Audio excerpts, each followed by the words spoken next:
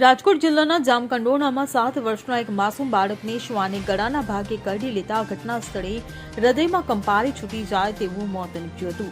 ગુજરાત સહિત દેશમાં શ્વાનોના આતંક અટકવાનું નામ નથી લઈ રહ્યો. દરરોજ એક યા બીજા શહેરમાંથી શ્વાનના હુમલાના સમાચાર સામે આવતા રહે છે. ત્યારે જામકંડોરણાના ઇન્દિરાનગર વિસ્તારમાં 3 નાના ભૂલકાઓ ગત સમી સાંજે કુદરતી હાજતે ગયા હતા. ઓચિંતા રખડતા શ્વાને આવી 7 વર્ષના રવિ નામના બાળક પર જીવલેણ હુમલો કરતા બાળકનું ઘટનાસ્થળે કમકમાટીભર્યું મોત નીપજ્યું હતું.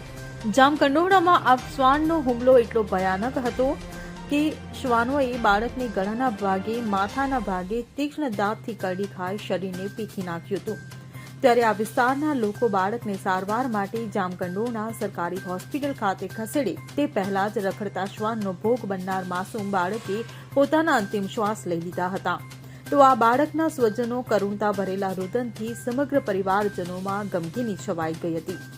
અલ્પેશ ત્રિવેદી સાથે CN24 ન્યૂઝ ધોરાજી. હવે જુઓ દેશ દુનિયાની તમામ ખબરો તમારી આંગળીના ટેરવે. ઉઠાવો મોબાઈલ અને Google Play Store પરથી ડાઉનલોડ કરો અમારી CN24 ન્યૂઝ મોબાઈલ એપ.